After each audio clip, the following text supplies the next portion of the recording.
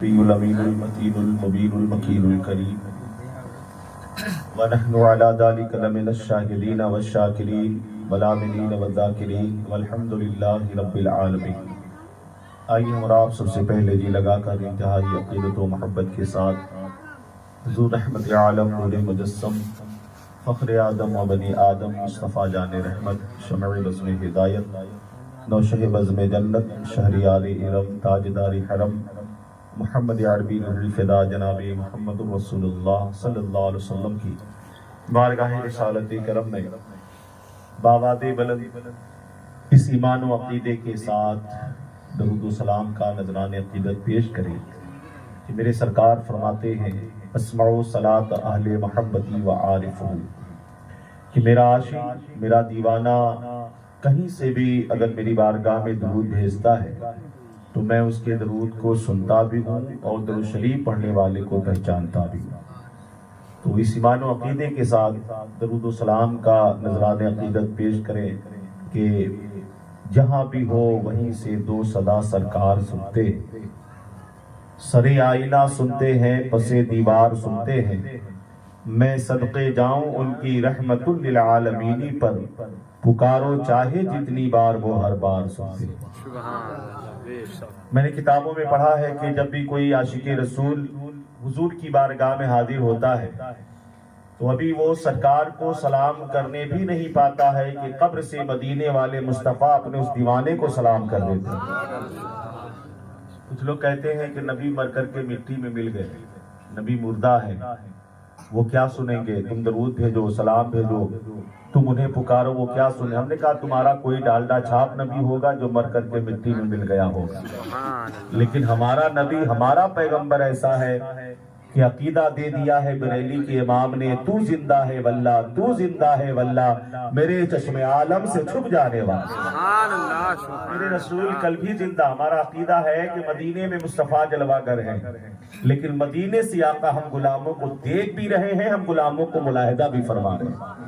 یہ ہمارا عقیدہ ہے۔ آقا علیہ السلام فرماتے ہیں کہ ان اللہ تعالی حکم علی الارض ان تاکل اجساد الانبیاء فنبی اللہ حی یرزق، کہ جو اللہ کے نبی ہوتے ہیں وہ مرتے نہیں ہیں بلکہ اپنی اپنی قبروں میں زندہ رہا کرتے ہیں۔ تو جو نبی ہوتے ہیں وہ مرتے نہیں ہیں۔ تو ہمارا عقیدہ جو نبیوں کا امام ہو، جو رسولوں کا امام ہو، اس کی زندگی اور اس کی حیات کا اندازہ کون لگا سکتا ہے؟ حضرت کبیر احمد رفاعی رحمت اللہ علیہ جو آج سے تقریباً 900 سال پہلے کے بزرگ ہیں، 555 ہجری کا واقعہ ہے۔ حضرت ابو الوفا رحمت اللہ علیہ انہوں نے اپنی کتاب میں ایک واقعہ لکھا ہے۔ حضرت احمد کبیر رفاعی رحمت اللہ علیہ جو رفاعیہ سلسلے کے ایک عظیم بزرگ ہیں، ان کی عادت کریمہ تھی یہ ہر سال رسول پاک صلی اللہ علیہ وسلم کی بارگاہ میں ہمیشہ ہر سال کے ہر وقت ہر لمحہ سرکار کی بارگاہ میں درود شریف بھیجا کرتے۔ یہ عادت ہمیں بھی اپنانا چاہیے۔ درود شریف سرکار کی بارگاہ میں بھیجنے سے دل میں سرکار کی محبت پیدا ہوتی ہے اور آقا علیہ السلام کی قربت حاصل ہوا کرتی ہے۔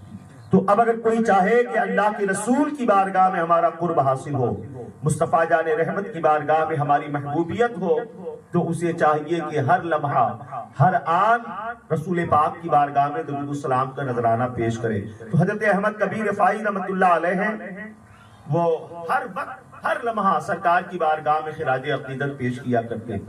دل میں خیال پیدا ہوتا کہ مدینہ اتنا دور ہے، میں مدینے سے ہزاروں کلومیٹر کے فاصلے پہ، کاش کبھی ایسا وقت آتا کہ ہم بھی مدینہ جاتے اور سرکار مدینہ صلی اللہ علیہ وسلم کی بارگاہ میں آقا کی بارگاہ میں حاضر ہو کر آقا کی بارگاہ میں خراج عقیدت پیش کرتے۔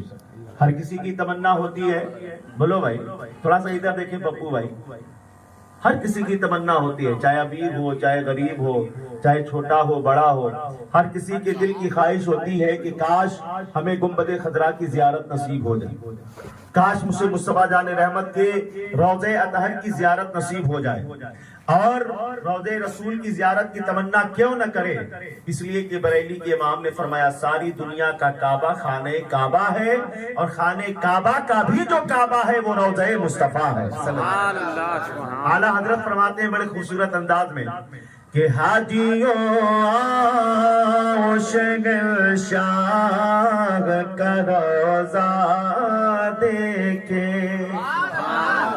نبی کی نعت محبت کے ساتھ سنا کریں اور محبت کے ساتھ پڑھا کریں۔ اعلیٰ حضرت فاضل بریلوی رحمت اللہ علیہ سے کسی نے پوچھا حضور دل میں سرکار مدینہ صلی اللہ علیہ وسلم کی محبت کیسے پیدا ہوگی، تو آقا دو جہاں صلی اللہ علیہ وسلم کا عشق کیسے پیدا ہوگا؟ تو بریلی کے تاجدار نے فرمایا کہ نبی کی نعت سنا کرو، نبی کی نعت سننے سے مدینے والے مصطفیٰ کا عشق پیدا ہو جاتا ہے۔ تو ایک شعر میں پیش کرتا ہوں، اعلیٰ حضرت فرماتے ہیں نبی کی نعت محبت کے ساتھ سنا کریں کہ حاجیوں آؤ شگل شاگ کا روضہ دیکھے۔ لیکن نعت سن کر کے مچلا کریں، آپ محبت کے ساتھ سنا کریں۔ ہو سکتا ہے کہ یہی محبت اور یہی عشق سرکار کی نعت سن کر کے مچلنا، ہو سکتا ہے کہ کبھی نہ کبھی آقا کی بارگاہ سے بلاوا آ جائے۔ شعر سنیں آپ کہ حاجیوں آؤ شگل شاگ کا روضہ دیکھے، کہ حاجیوں آؤ شگل شاگ کا روضہ دیکھے۔ ارے کعبہ تو دیکھ چکے کعبے کا کعبہ، کعبہ تو دیکھ چکے کعبے کا کعبہ دیکھے، کعبہ تو دیکھ چکے کعبے کا کعبہ دیکھے، اور غور سے سن تو رضا کعبے سے آتی ہے صدا، کہ غور سے سن تو رضا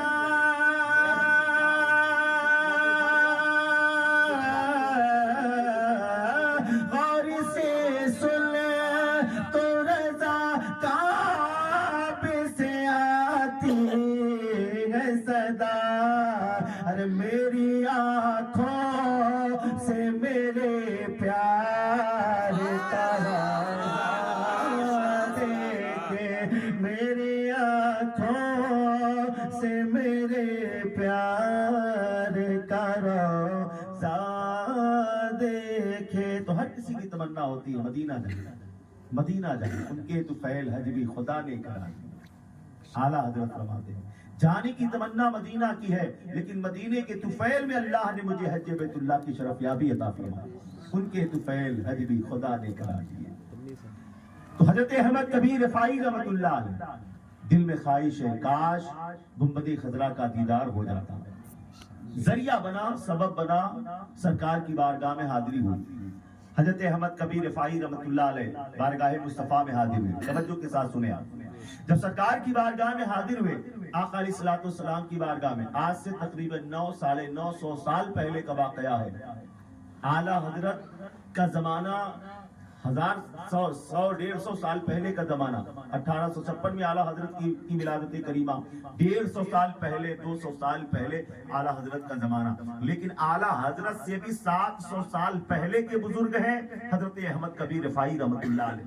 بارگاہ مصطفیٰ میں پہنچ گئے، آقا کی بارگاہ میں عرض کرتے ہیں یا رسول اللہ علیہ الصلوۃ والسلام، یہ غلام جب آپ سے دور تھا تو اپنی روح کو آپ کی بارگاہ میں درود و سلام کا تحفہ دے کر کے بھیجا کرتا تھا، جب آپ سے دور تھا اپنی روح کو آپ کی بارگاہ میں سلام پیش کرنے کے لیے حاضر کرتا تھا، لیکن یا رسول اللہ آج آپ کا غلام جسم و جسمانیات کے ساتھ آپ کی بارگاہ میں حاضر ہے، حضور تمنا یہ ہے کہ آپ اپنے دست مبارک کو باہر کر دیں تاکہ آپ کا غلام آپ کے ہاتھوں کو بوسا دے۔ ان کا یہ جملہ بتا رہا ہے کہ وہ نبی کو مردہ نہیں سمجھتے تھے. ان کا یہ جملہ بتا رہا ہے کہ وہ نبی کو مردہ نہیں سمجھتے تھے. ان کا یہ عقیدہ تھا کہ نبی کل بھی زندہ تھے, نبی آج بھی زندہ ہے, نبی صبح قیامت تک زندہ رہیں گے. حضرت احمد کبیر رفاعی ہیں, تمنا کر رہے ہیں یا مصطفیٰ آپ اپنے ہاتھوں کو قبر سے باہر کریں تاکہ آپ کا یہ غلام آپ کے ہاتھوں کو بوسہ دے, آپ کے ہاتھوں کو چوم سکے. 90,000 عاشقوں کا مجمع وہاں پہ لگا ہے, عاشق وہاں پر دیکھ رہے ہیں. یہ کیسا دیوانہ ہے. دنیا والے آتے ہیں, کوئی دولت کی تمنا کرتا ہے, کوئی ثروت کی تمنا کرتا ہے, کوئی مال و منال کی تمنا کرتا ہے, کوئی جاہ و حشمت کی تمنا کرتا ہے. لیکن یہ کیسا دیوانہ آیا ہے, اسے دولت کی تمنا نہیں ہے, ثروت کی تمنا نہیں ہے, جاہو مال و منال کی تمنا نہیں ہے, جاہو حشمت کی تمنا نہیں ہے. اگر یہ تمنا کر رہا ہے تو دولت کی نہیں, مصطفیٰ کے تخت مبارک کے زیارت کی تمنا کر رہا ہے. تمنا کرتے یا رسول اللہ آپ اپنے ہاتھ کو قبر سے باہر کر دے.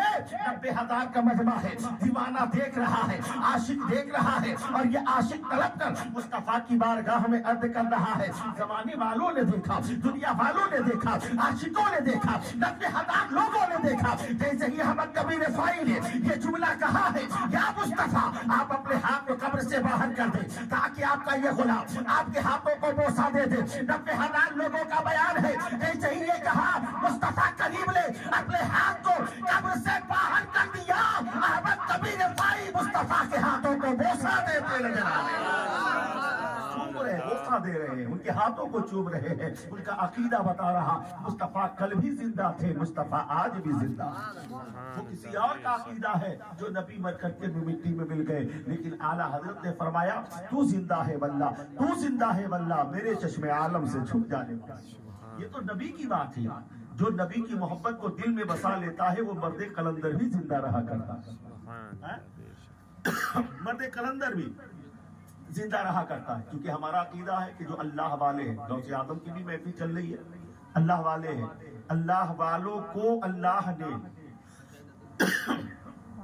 دنیا سے جانے کے بعد بھی ان کو زندگی عطا فرمائی. توجہ ہے, پریشان تو نہیں ہو رہے, محبت سے بولے سبحان اللہ. میں ایک واقعہ آپ سے بیان کر دیتا ہوں, کبھی اس طریقے کی باتیں آتی ہے. حضرت قطب الدین بختیار کاکی رحمت اللہ علیہ, ان کا ایک مرید تھا, وہ کفن چرایا کر کے اپنی زندگی چلایا کرتا تھا. کفن چراتا تھا, مارکیٹ میں بیچا کرتا, جو رقم ملتی اس سے اپنے پریوار کا گزارا کرتا. حضرت قطب الدین بختیار کاکی رحمت اللہ علیہ کا وہ مرید ایک دن بلایا. حضرت قطب الدین بختیار کاکی رحمت اللہ علیہ نے اپنے مرید کو کہا یہاں آؤ. وہ آ گیا, کہا کچھ پیسہ اس کے ہاتھوں پہ رکھا, کہا یہ پیسہ لو. کہا حضور یہ پیسہ کیسا؟ کہا کہ یہ پیسہ لو, میں جانتا ہوں کہ تو کفن چور ہے, کفن چرا کر کے مارکیٹ میں بیچتا ہے, جو پیسہ ملتا ہے رقم ملتی ہے اس سے اپنے پریوار کو چلاتا ہے. میں اس لیے تم کو پیسہ دے رہا ہوں کہ میرے پردہ کرنے کے بعد میرے کفن کو مت چرا, میرے کفن کو مت چرا. اس نے کہا حضرت آپ میرے پیر ہیں, آپ میرے مرشد ہیں, آپ میرے شیخ ہیں, آپ میرے پیر طریقت ہیں, میں آپ کے کفن کو کیوں چراؤں؟ میں آپ کے کفن کو نہیں چراؤں گا. حضور کہا کہ پھر بھی تیرے اوپر مجھے وشواس نہیں ہے, تیرے اوپر مجھے اعتماد نہیں ہے, پیسہ رکھ لو. پیسہ رکھ لیا. کچھ دنوں کے بعد موت ہر کسی کو آنی ہے, کلو نفس ذائقۃ الموت, ہر نفس کو موت کا مزہ چکھنا ہے. درود پاک پڑھ لیں اللہم صلی اللہ علیہ وسلم.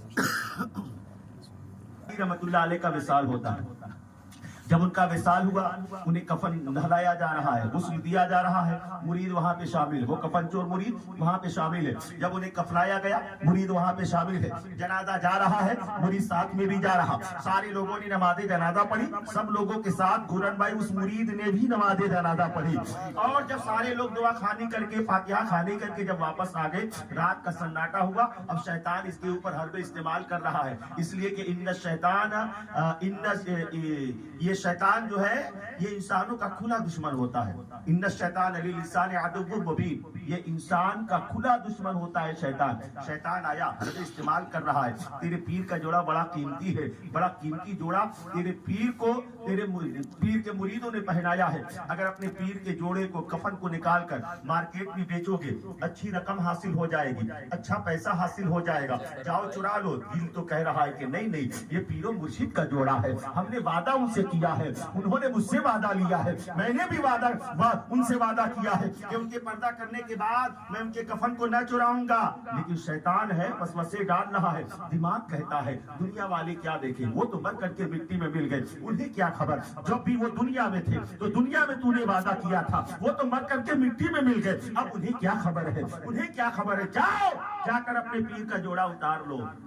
اب شیطان غالب آ گیا، رات کا سناٹا ہوا اور اس نے وہ ہتھیار لیا جس سے قبریں کھودی جاتی ہے، گیا قبرستان، جانے کے بعد اس نے جلدی جلدی قبر سے مٹی کو ہٹایا، اور چونکہ قبر تازی تھی مٹی ہٹتی جا رہی ہے، اور جیسے ہی مٹی ہٹتی جا رہی ہے اندر سے خوشبو آتی جا رہی ہے، اندر سے خوشبو، اور جیسے مٹی ہٹاتا جا رہا ہے اندر سے خوشبو آ رہی، وہ خوشبو سونگھتا جا رہا ہے، دل کی دنیا بدلتی جا رہی ہے۔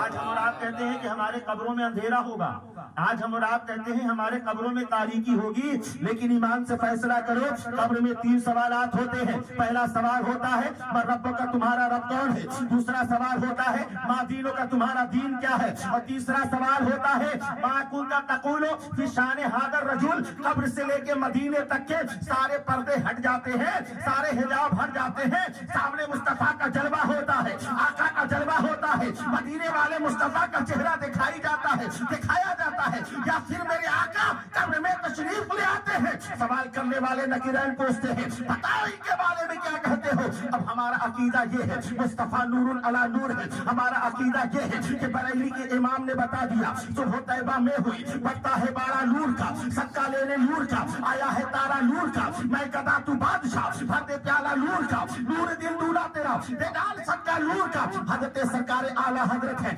مصطفیٰ جان رحمت کو نور فرما رہے ہیں، آقا کے زلف عنبری کو دیکھا، کہا یہ بھی نور، آقا کے پائنات کو دیکھا، کہا یہ بھی نور، آقا کے دست مبارک کو دیکھا، کہا یہ بھی نور، آقا کی آنکھوں کو دیکھا، کہا یہ بھی نور، آقا کے سینے پاک کو دیکھا، کہا یہ بھی نور، مصطفیٰ جان رحمت نے سراپا کو دیکھا۔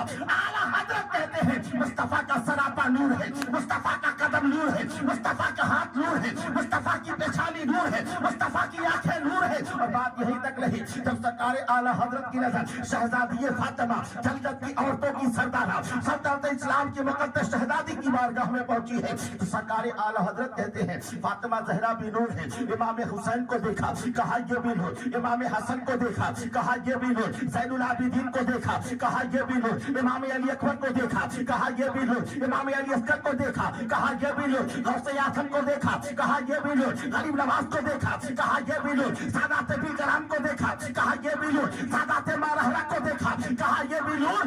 میرا نظر پکار اٹھا یا رسول اللہ تیری نسل پاک میں ہے بچہ بچہ نور کا، تو ہے عین نور، تیرا سب گھرانہ نور کا۔ مصطفیٰ کو نور کہتے ہیں، اور میرے مصطفیٰ نور ہے، نور علی نور ہے، نور علی نور ہے۔ تو قبر میں مصطفیٰ آ گئے نور بن کر۔ تو اگر ہم کہیں کہ ہمارے قبروں میں اندھیرا ہوگا، ہمارے قبروں میں تاریکی ہوگی، تو یہ سوال ہی پیدا نہیں ہوتا، اس لیے کہ جہاں مصطفیٰ نور بن کر کے تشریف لے آئے وہاں پر تو اندھیرے کا سوال ہی پیدا نہیں ہوتا۔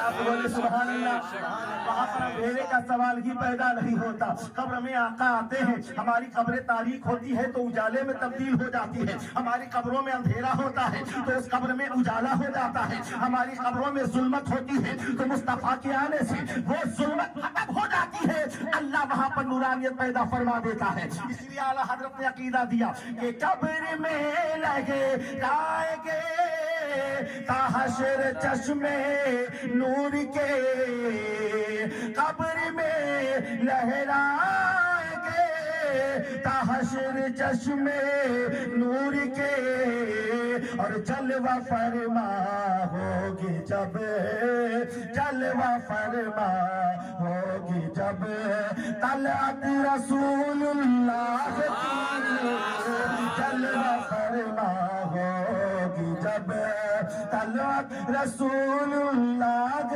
کی، عرش حق ہے مسند رفعت رسول اللہ کی۔